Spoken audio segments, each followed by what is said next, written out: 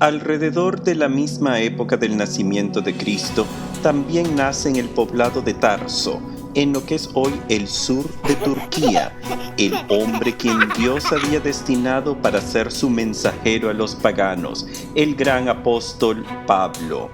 Su infancia fue privilegiada para esa época. Gozaba de las riquezas de su familia, quienes se dedicaban a la fabricación de tiendas de campaña, y su cliente principal eran las legiones romanas. La cercanía de la familia de Pablo con las fuerzas romanas les concedió acceso al beneficio principal de la época, que era la ciudadanía romana. Pablo nació como un ciudadano del imperio, lo cual le traería grandes ventajas en su misión evangelizadora. A los 6 años de edad, como era la costumbre de la época, Pablo ingresó a las escuelas judías de su ciudad.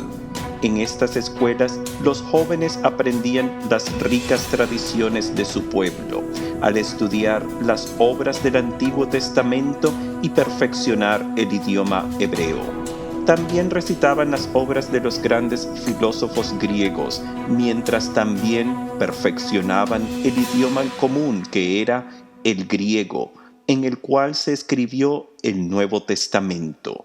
De esta manera, el gran apóstol de los gentiles sería conocido por sus 2 nombres, Pablo en griego y Saulo en hebreo. Además, los jóvenes practicaban la lengua materna en casa, que era el arameo, y aquellos destinados para una carrera legislativa o clerical eran educados en el idioma imperial, el latín. Así Pablo creció sumergido en un mundo plural, con amplio contacto con la administración imperial a través del negocio de su familia, con conocimiento de la cultura y la lengua griega, y con la profunda convicción de la fe de su pueblo por el Dios verdadero. A los 13 años de edad, Pablo recibió su bar mitzvah y entró como adulto a la comunidad de judíos creyentes. Desde ese momento, el joven varón ya no se sentaría con su madre y hermanas en la sinagoga local, sino que tomaría su lugar con los hombres adultos y se le otorgaba el derecho de leer y comentar las Sagradas Escrituras. Sin embargo, el joven Pablo desplegaba un intelecto impresionante y una pasión profunda por su fe, así que sus padres accedieron a enviarlo a la capital de Judea, Jerusalén, donde estudiaría bajo las instrucciones del gran maestro de la época, Gamaliel. Sus compañeros fariseos serían sus hermanos en la fe, y entre ellos se encontraba el joven Bernabé, quien acompañaba a Pablo diariamente a las lecciones del maestro Gamaliel hasta que cumplieron 30 años de edad y fueron otorgados el rango de rabino. Fue Gamaliel quien protegió a la iglesia naciente cuando el Sanedrín judío deseaba castigar a los apóstoles, pero Gamaliel sabiamente advirtió: no se metan con esos hombres y déjenlos en paz, porque si lo que ellos intentan hacer viene de los hombres, se destruirá por sí mismo. Pero si verdaderamente viene de Dios, ustedes no podrán destruirlos y correrán el riesgo de embarcarse en una lucha contra Dios. Sin embargo, no todos los miembros del Sanedrín escucharon la advertencia profética de Gamaliel y descargaron su furia contra los seguidores del camino, como eran llamados los primeros cristianos. Mientras Bernabé reconoció el mensaje divino de los apóstoles y entregó sus bienes y su vida al servicio de la iglesia, su íntimo amigo Pablo tomó un curso oscuro y violento. Ofendido por la revelación de Jesús de Nazaret como el prometido Mesías de su pueblo, Pablo se unió a los judíos recalcitrantes y descargó su ira sobre el primer mártir adulto, el joven Esteban. Mientras la turba violenta lapidaba al joven diácono, Pablo cuidaba de los mantos de los asesinos y aprobaba de sus hechos. Su rango de rabino fariseo le impedía participar activamente en la pedrada de Esteban. Pero su furia contra los creyentes de Cristo no tenía límites. Lucas detalla en los Hechos de los Apóstoles. Saulo aprobó la muerte de Esteban. Por su parte, perseguía a la iglesia. Iba de casa en casa y arrastraba a los hombres y mujeres, llevándolos a la cárcel. La persecución de Pablo forzó la dispersión inicial de los creyentes en Cristo y a la vez llevó las semillas del Evangelio a nuevas regiones en Judea y Samaria. Sin embargo, Pablo desplegaba una perseverancia audaz contra la nueva fe y consiguió cartas de autoridad para traer a los nuevos conversos de regreso a Jerusalén y enfrentar juicio por sus creencias. Pero la mano de Dios intercedió en sus proyectos malignos y con una revelación sobrenatural, Jesús alteró su vida para siempre. En el camino cerca de Damasco, una luz resplandeciente lo envolvió y la voz de Cristo resucitado lo llamaba. Saulo, Saulo, ¿por qué me persigues? De una manera concreta, las profecías de Isaías se cumplían en la vida de Pablo cuando el gran profeta escribió su oráculo. El pueblo que caminaba en las tinieblas ha visto una gran luz. Sobre los que habitaban en el país de la oscuridad ha brillado una gran luz. Es notable que Jesús, quien en el Evangelio de Juan se revela como la luz del mundo, en su visión a Pablo se identifica directamente con la iglesia y en vez de reclamar ¿por qué persigues a mi iglesia?, reclama ¿por qué me persigues? Pues la iglesia es el cuerpo viviente y completo de Cristo. Pablo queda ciego y por 3 días cae en una profunda crisis donde rehúsa tomar alimento o bebida.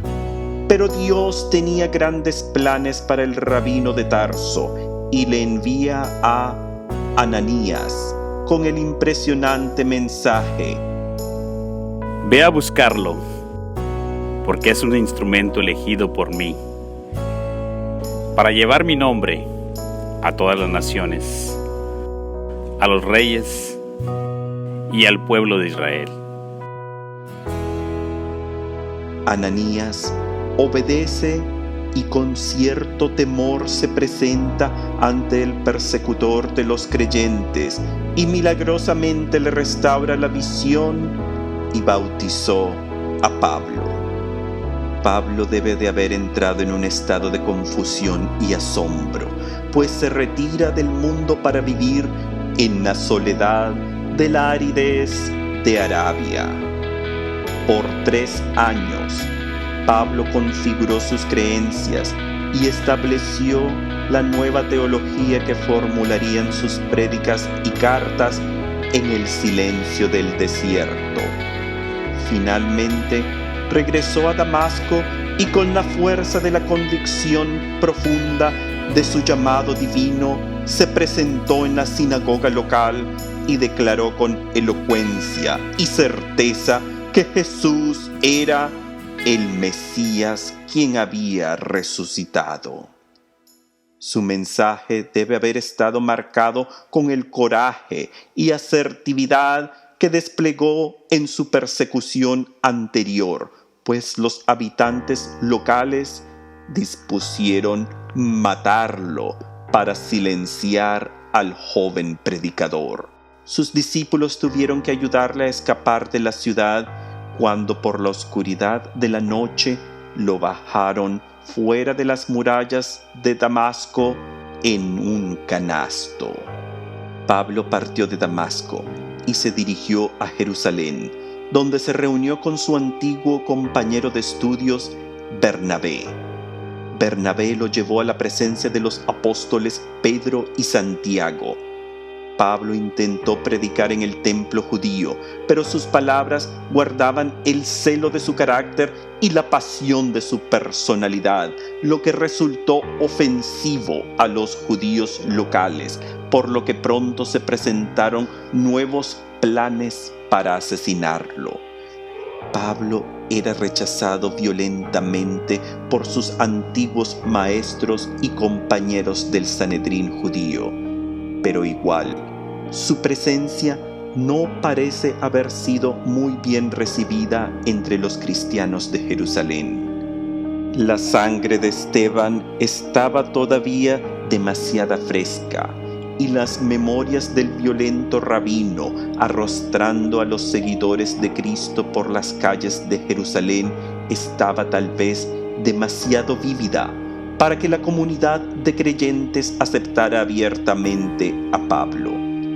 Sus amigos lo condujeron a Cesarea y de allí lo regresaron a su nativa ciudad de Tarso. Por los siguientes 7 o 8 años, el gran maestro de Jerusalén y nuevo apóstol de Cristo permaneció en la oscuridad de su familia, trabajando en la profesión de sus padres.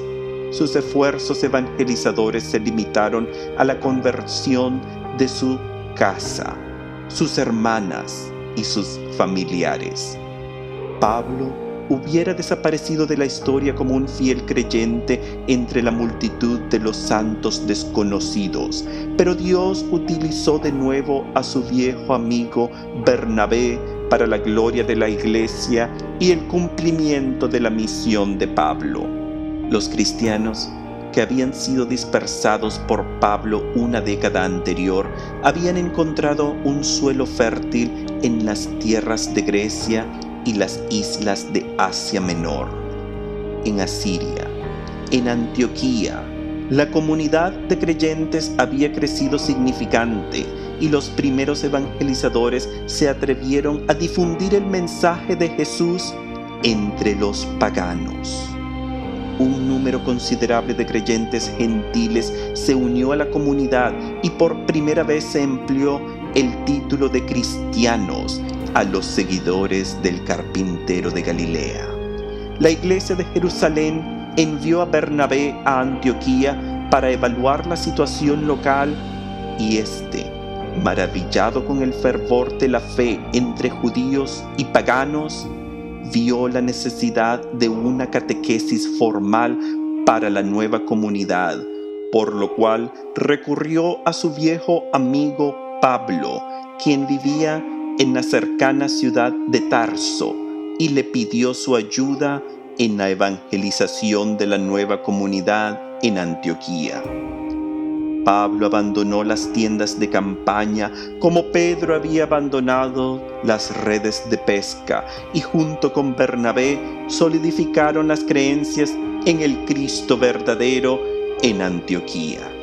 Entre los frutos de la prédica de Pablo estaba un joven médico, quien escuchó al maestro judío hablar del Mesías prometido y en un acto oportuno para todo creyente decidió abandonar su carrera de médico de cuerpos para convertirse en un médico de almas.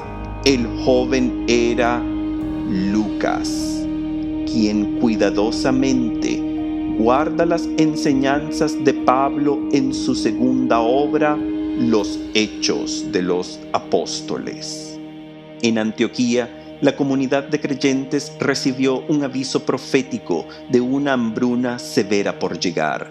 Guiados por el Espíritu, una colecta en beneficio de la comunidad de Jerusalén fue recogida y Bernabé y Pablo llevaron la ofrenda, pero también llevaron las noticias de cómo Dios estaba actuando entre los paganos del mundo griego.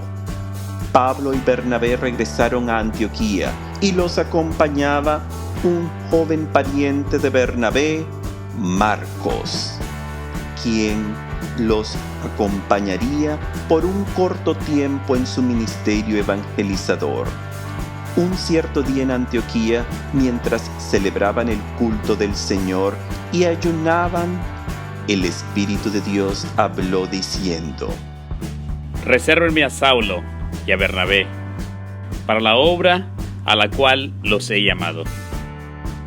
La iglesia en Antioquía les impuso las manos y Bernabé, Pablo, Lucas y Marcos partieron en el primer viaje misionero en busca de las almas perdidas. Su recorrido los llevó a la isla de Chipre, donde enfrentaron las fuerzas diabólicas de un mago falso llamado Bar Jesús, quien intentaba prevenir que ellos predicaran el Evangelio de Cristo. Sin embargo, bajo la autoridad del Espíritu Divino de Dios, Pablo causó que el mago perdiera su vista milagrosamente. El gobernador de la isla, un hombre de gran prudencia, el procónsul Sergio Pablo, quedó maravillado ante tal espectáculo de poder y autoridad realizado en el nombre de Jesús, y su respuesta a la prédica de Pablo fue la aceptación total de la fe en Cristo.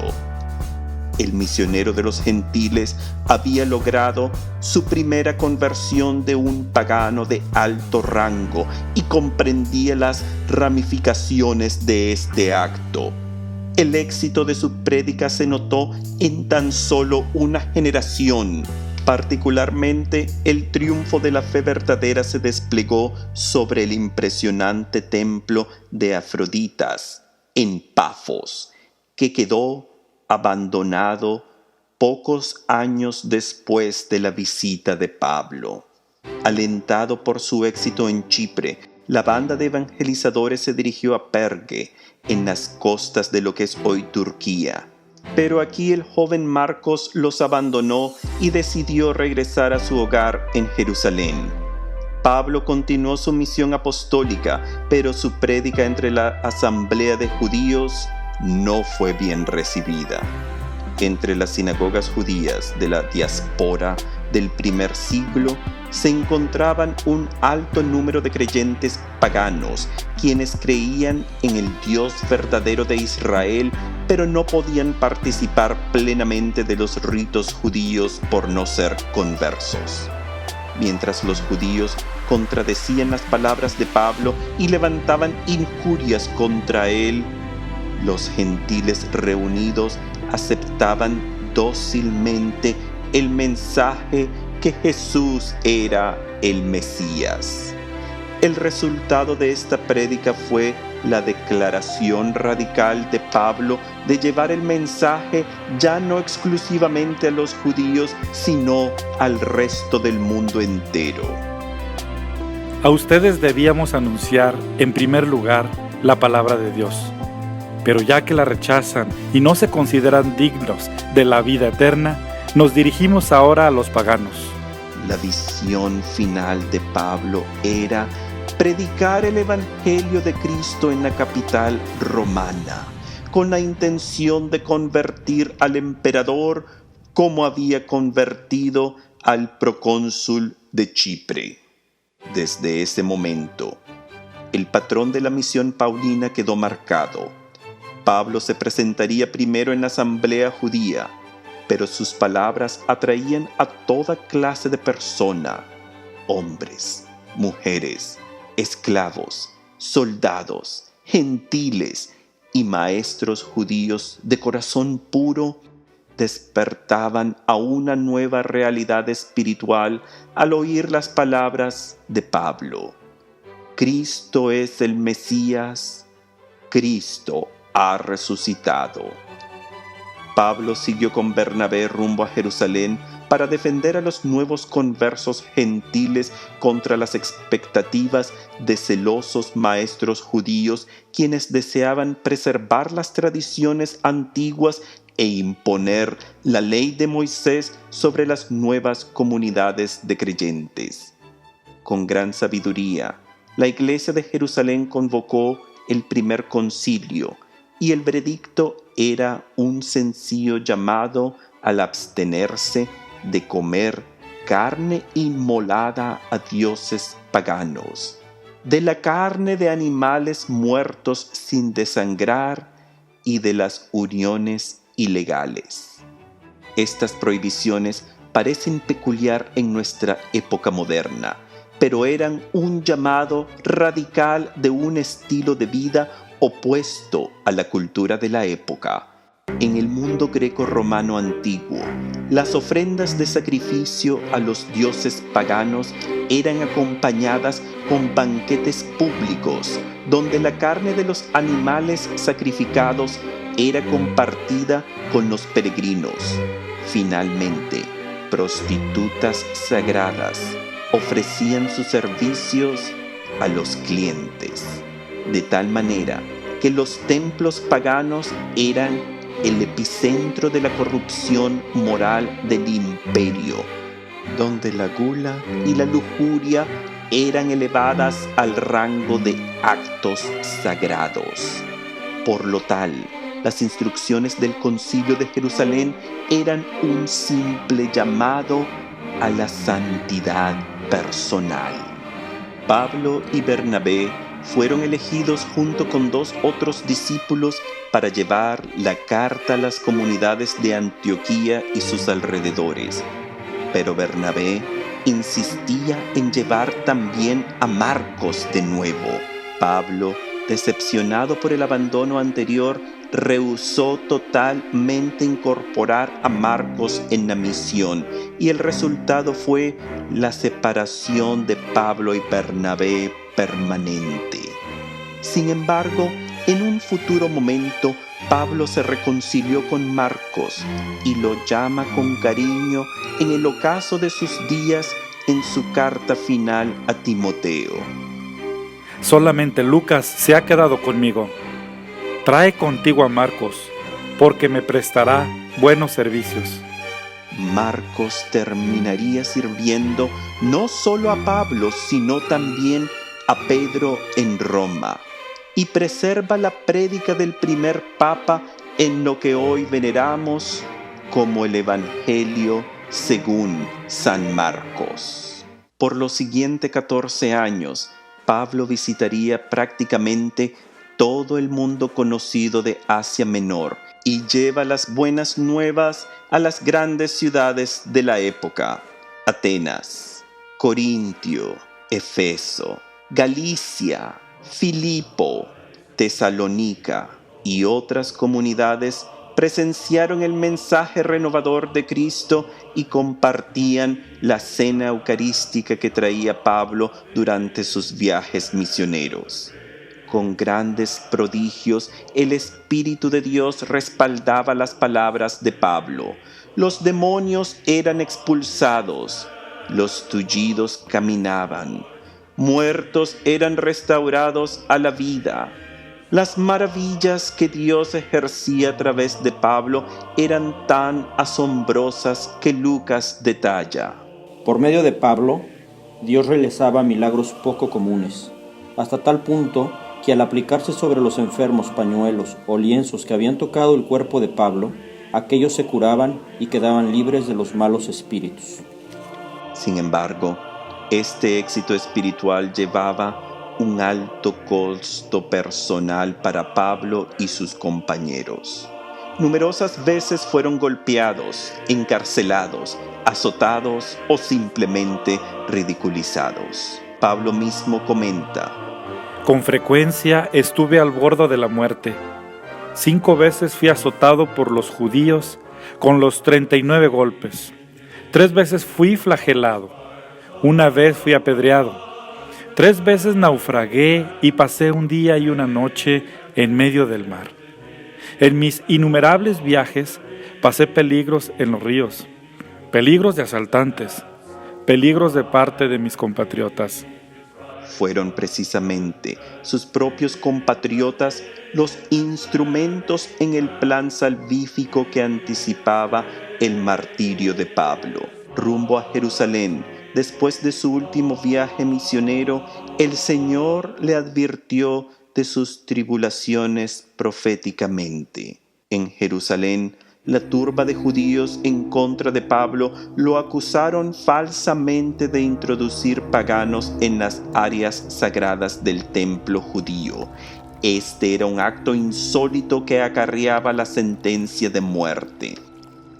Las piedras empezaron a caer sobre Pablo, y su fin hubiera sido la misma muerte de Esteban casi 25 años anteriores. Pero las fuerzas romanas intervinieron y lo rescataron, pero también lo encarcelaron. Pablo sería juzgado por el Sanedrín, pero su veredicto quedó suspendido, pues de nuevo las tropas romanas tuvieron que rescatar a Pablo en medio del tumulto de su juicio.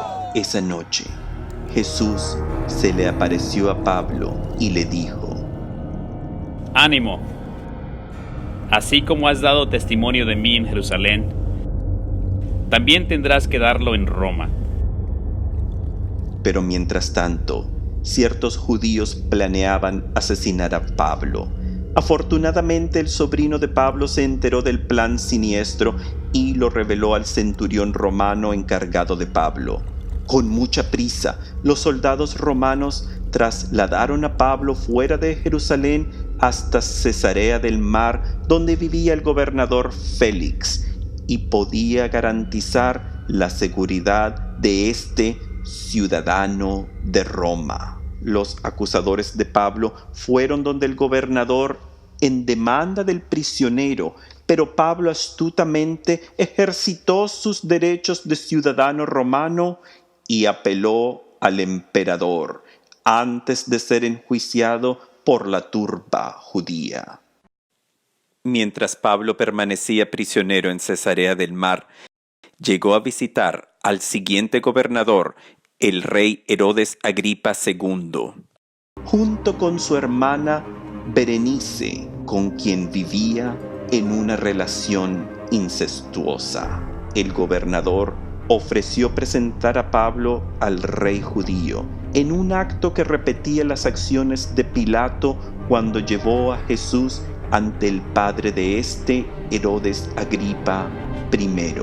Con la autoridad del Espíritu, Pablo declaró la verdad del Cristo resucitado, y la respuesta de Agripa fue asombrosa al declarar: un poco más y me convences que me haga cristiano. La semilla de fe que sembró Pablo ese día en el corazón del rey Agripa aparentemente dio gran fruto cuando 13 años más tarde las tropas romanas atacaron la ciudad de Jerusalén, quemaron el templo judío y asesinaron o esclavizaron a la población entera de la región. Pero los cristianos lograron huir la furia de las tropas imperiales, pues advertidos por los signos proféticos que se desarrollaban ante sus ojos, se refugiaron en la ciudad de Pela, donde el gobernador local los acogió y los protegió de las legiones romanas del general Tito. El gobernador era Herodes Agripa II. Sin duda, las palabras de Pablo transformaron el alma del bisnieto del gran rey Herodes I, quien intentó asesinar a Jesús cuando era un infante en Belén. Ahora, su descendiente sería instrumental en preservar la fe en aquel divino infante. Pablo hubiera sido liberado por Agripa, pero su apelación al César era irrevocable, y así Pablo fue enviado a Roma. Su viaje fue marcado con el naufragio en la isla de Malta, pero lograron llegar a la capital del imperio. Pablo permaneció en arresto de domicilio por 2 años y gozó de amplia libertad. La comunidad de creyentes finalmente lograron conocer al gran apóstol y 4 años después de haberles escrito, su promesa de algún día visitarlos lo cumplía, pero lo hacía bajo las cadenas romanas como un prisionero. Pablo es eventualmente liberado y logra ejercer aún más viajes misioneros donde posiblemente logra predicar hasta en España, como lo asegura la carta a la comunidad de Corinto de Clemente I, el 4º papa y discípulo de Pablo.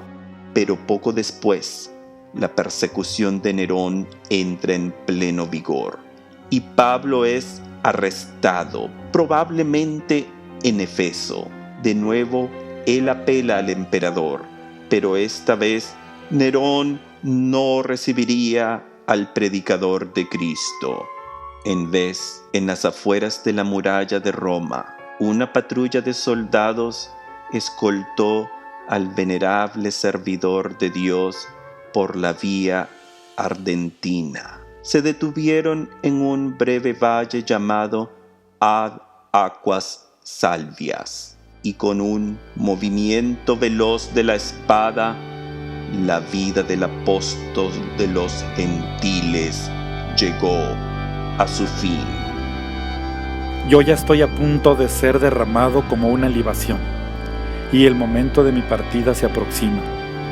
He peleado hasta el fin el buen combate, concluí mi carrera, conservé la fe, y ya está preparada para mí la corona de justicia, que el Señor como justo juez me dará en ese día, y no solamente a mí, sino a todos los que hayan aguardado con amor su manifestación.